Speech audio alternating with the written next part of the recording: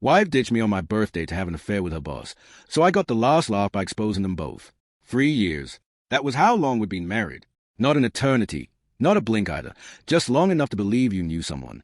Long enough for habits to settle into place, for late-night jokes to turn into tired silences, and for love to become something you carried like a jacket on a warm day, not always necessary but hard to let go of. For the first 2.5 years, I believed we were happy. We had our arguments, sure, like anyone else, but nothing that ever made me question her loyalty. Nothing that warned me I might be sleeping next to a stranger.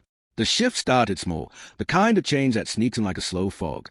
I noticed she smiled less when she looked at me, and when I reached for her hand on the couch, she didn't always take it.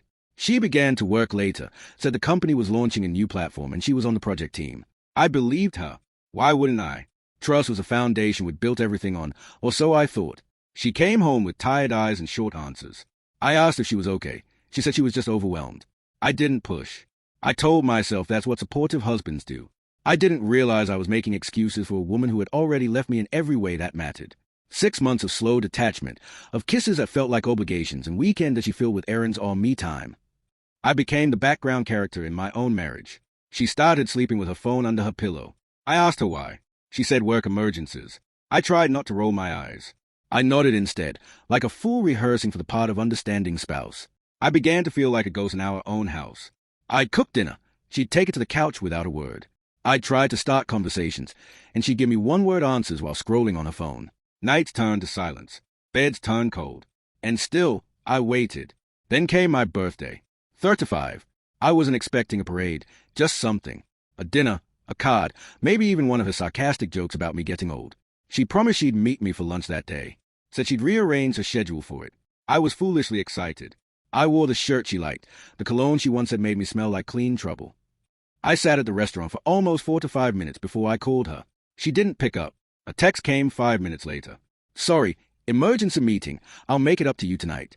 I stared at the screen for a long time. The words seared into my chest. Something broke in me that afternoon. Maybe it was the way she lied so easily, or the way I believed her so completely. Maybe it was how everyone around me in that restaurant looked happy, connected, present. I paid for my untouched drink and walked out. I sat in my car and opened the tracking app we'd installed months ago when she lost her phone on a trip. It wasn't meant for this, but I opened it anyway. Curiosity has a way of becoming a knife. Her location blinked in at a different restaurant across town. Not the office. Not a conference room. A quaint little spot with outdoor seating and flower boxes on the window. I knew that place. She once said it was too cute to be corporate. My pulse thundered. I drove there without thinking. Parked 2 blocks away and walked up the sidewalk with shaking hands. I didn't go in. I just stood by a street lamp and watched through the window. There she was, laughing, leaning forward, her hand touching his arm across the table. Him, her boss. I recognized him from the company holiday party. They looked comfortable. Too comfortable. I stood there long enough to memorize the curve of her smile that hadn't been mine for months. Long enough to feel the last thread of denial unravel inside me. I didn't confront her. Not yet. I needed more than an image. I needed truth, and truth takes time to gather when you're dealing with lies. That night, she came home late. Said the meeting ran over and then traffic had her stuck. She kissed my cheek like everything was normal. I nodded. I said I understood. I told her I appreciated her trying. I lied with the same ease she did. But inside, I was already building the case. I started watching her more closely, checking the tracking app when she said she was staying late, reading her moods like a script. I went through our phone bill and noticed she was calling a number I didn't recognize. A lot. I reverse looked it up. It was him. I felt sick, but I wasn't surprised. 2 weeks of quiet surveillance gave me everything I needed. Calls at midnight. Weekend errands that led her to his neighborhood. Lunch breaks that lasted just long enough to mean more than food. I began to lose sleep. I'd lie awake beside her and wonder how long it had been going on. How many times she'd smiled at me while thinking of him. How many lies she'd told just to cover another lunch, another laugh, another touch. Still, there was no physical proof of an affair. At least not the kind people call an affair. But it was enough. Enough to break trust. Enough to unravel a man's patience. I decided I wouldn't confront her yet. Not directly. I wanted more than a fight. I wanted consequence. And I knew who could deliver it. His wife. She had been at that same company event. Quiet. Pretty. Dressed in blue. I remembered her name from a stray conversation. I found her social media in minutes. Then her email. I didn't rush. I wrote a message and deleted it a dozen times. When I finally hit send, it was short. Simple. No threats. Just a note from one betrayed spouse to another. I included screenshots. Dates. Maps. Call logs. Everything. I didn't hear back for a few days, but when I did, it was a phone call. Her voice was calm, almost rehearsed. She thanked me, said she'd suspected but never had proof, said she appreciated me telling her the truth. Then she hung up. I don't know what exactly she did with the information, but within 2 weeks, everything unraveled. The boss was removed from the company. Quietly. Internally. They said it was a breach of conduct, a conflict of interest. My wife resigned 3 days later. She told me over dinner like it was just another career pivot, said she was feeling burnt out. I nodded and asked her what really happened. That's when she froze. Like a deer caught in headlights it helped create. She asked what I meant. I told her I knew. About the lunches, the calls, the hand on his arm. I told her I knew everything and had known for weeks. Her mouth opened, closed, then opened again. No words came out. Only silence. I didn't yell. I didn't cry. I didn't even ask why. I just looked at her and said, "You stopped choosing me a long time ago, and now I've stopped waiting." She slept in the guest room that night.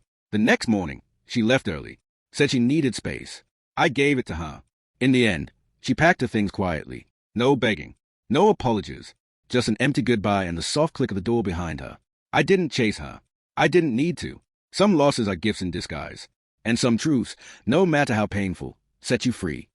She didn't come back that night, or the one after. A few of her things remained, but the silence she left behind was heavier than any suitcase she could have carried out the door. I wandered through the house like it wasn't mine anymore. Every room felt staged, every photo like a lie. Our wedding picture on the bookshelf stared back at me like a day. I didn't take it down. Not right away. I needed to feel the sting. Sometimes pain is the only proof that you ever cared. I kept thinking about how easily she moved on from me, not in some dramatic, firestorm way, but in that slow, quiet death sort of way.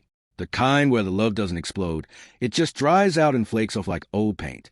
That kind of ending is crueler, I think. There's no moment to point to, no instant where you can say this is where it fell apart. It's 1,000 little nothings that pile up until one day you look around and realize the person you love doesn't see you anymore. I started going through her stuff, not out of spite, but because I needed to know. Maybe I was looking for a letter, a diary, some handwritten note that explained everything. What I found instead was a small stack of printed emails in a folder marked work docs. They weren't work documents. They were love letters, or what people call love when they are too scared to actually say the word. Compliments, inside jokes, her talking about me in the past tense, him calling her brilliant, saying things like "you deserve to be seen." It hit me harder than I expected, not because it was graphic or romantic, but because of the tone, the intimacy, the honesty she never gave me. She had fallen in love with the way he listened, or pretended to, and I was left with the echoes. I didn't tell anyone right away. Not my parents, not my friends. I wasn't ready for the pity, the unsolicited advice, the way people would look at me differently, like I was broken, like I had failed. I kept going to work, kept showing up, but something in me had shifted. I stopped making small talk. I stopped returning texts. I just wanted quiet. I needed space to figure out who I was without her. 2 weeks after she left, I got another call, this time from the company's HR department. They asked if I had a few minutes to talk, said it was confidential. I agreed. They asked what I knew about her departure. I told them the truth. They already had pieces of it, but my story confirmed the full picture. Turns out the affair wasn't just against policy.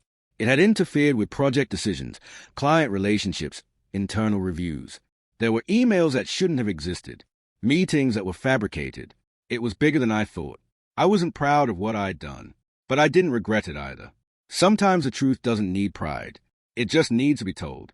Her boss was officially terminated. His wife filed for divorce. I heard about it through a mutual acquaintance, someone who didn't know what I knew. The man's life unraveled quickly. Lawsuits followed. Severance was withheld. He lost a position he'd spent 2 decades building. And my wife, my ex-wife now I suppose, disappeared from the radar. She moved out of state, took a job at some startup. A fresh beginning, they said, but I knew better. Starting over doesn't erase what came before. It just hides it behind a different skyline. I finally took the wedding photo down, not with anger, with acceptance. I wrapped it in a towel and placed it in a box I labeled past. I filled that box with other things. The card she wrote me on our first anniversary, a plane ticket from our honeymoon, a few notes she'd left me on random mornings when things were still good. I sealed it shut and put it in the closet. Not out of reach, just out of sight. I started therapy. It wasn't easy. Talking about the things that crack you open never is. But it helped. Helped me understand that what happened wasn't about being good enough. It wasn't about failure or weakness. It was about choice. Hers. Mine. And learning that sometimes love ends not because it wasn't real, but because it wasn't enough. A few months passed. Seasons changed. The silence in the house started to feel less like absence and more like peace. I filled the space differently. Picked up painting again. Took long walks without checking my phone. Reached out to friends I'd neglected while trying to save a marriage that didn't want saving. I laughed more. Slept better. Not right away, but eventually. Then one evening, I got an email.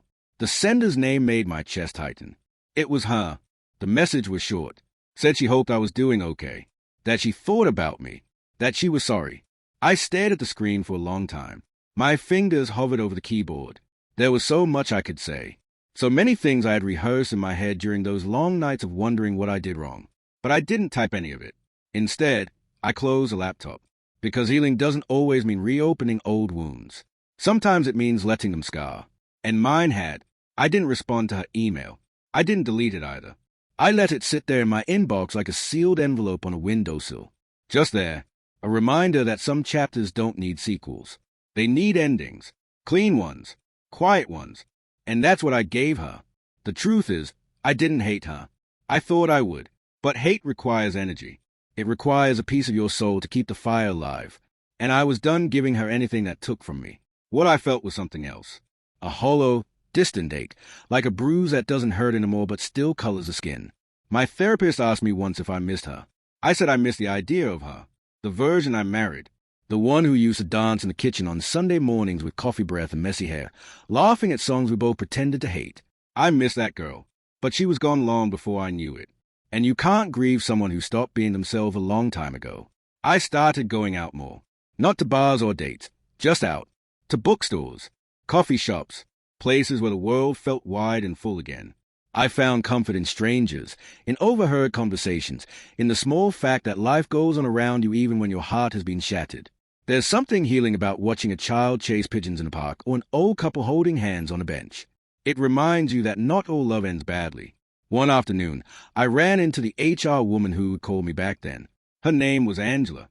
We recognized each other immediately but weren't sure if we should say anything. I broke the silence first. She smiled. We talked. Just light stuff at first. Then she asked me how I was doing. I gave her the honest answer. She appreciated that. Said most people pretend. I told her I was tired of pretending. We had coffee, then dinner, then more dinners. She wasn't a replacement. She wasn't a rebound. She was just kind and smart and quiet in the ways I needed someone to be quiet. She listened without interrupting, laughed without performing. She didn't ask for details about what had happened, not at first. When she finally did, it wasn't with curiosity, it was with care. I told her everything, and she didn't flinch. She said something then that stayed with me. She said, "You didn't lose her. She lost you. She just realized it too late." I didn't know if that was true. Maybe we both lost something. Maybe there are no winners in stories like mine. Only survivors. But hearing it helped. Some words do. Angela and I didn't rush anything. We took things slow. She had her own wounds, her own history. We shared it piece by piece, like puzzle parts, unsure if they'd ever fit together. But over time, something resembling peace settled between us. Then something that looked a little like hope. One morning, I woke up next to her and realized I hadn't thought about my ex-wife in weeks. Not in anger, not in pain, just not at all. The silence she left behind had been replaced with laughter, with music, with little notes Angela would leave me on the fridge. And I understood then that love doesn't always come loud. Sometimes it comes gently, like a tide that doesn't rush but arrives just the same. Months passed. A year. I sold the house. Too many memories. Too many ghosts. Angela helped me pack. We found a place together across town. Smaller, cozy, filled with sunlight. I didn't bring much. Just the essentials. And one sealed box labeled past. I kept it in the attic. Not to forget, but to remember how far I'd come. One day, while cleaning, I found a folder of old printed photos. One of them was from my last birthday with her. She was smiling. I was too. But it felt like a photograph of strangers. I held it for a moment, then put it back in the envelope. Some moments aren't meant to be framed. Just acknowledged, then filed away. I never heard from her again after that email. Never saw her face. Never learned what became of her. I didn't need to. Some stories don't need closure. Some people leave, and that's a closure. And I was okay with that. People ask me now if I'm afraid of it happening again. If I ever worry that Angela will do what my wife did. And the answer is no. Not because I believe in perfect people, but because I believe in the strength I found after falling apart. Because I know now that I can survive betrayal, that I can rebuild, that I can heal. Trust isn't about guarantees. It's about choosing to risk again. And loving someone isn't about forgetting what broke you. It's about finding someone worth the risk. Angela and I got a dog. A little mutt from the shelter with more energy than sense. He chews on everything. Barks at birds. Sleeps on his back like he owns the world. We named him Lucky. And I guess, in some strange way, that's what I feel like now. Lucky. Not because my story went the way I wanted, but because it didn't. Because it went the way I needed. And because I came out of it not bitter, not broken, but better. What did you think of the story? Let me know your thoughts in the comments. And thanks for listening.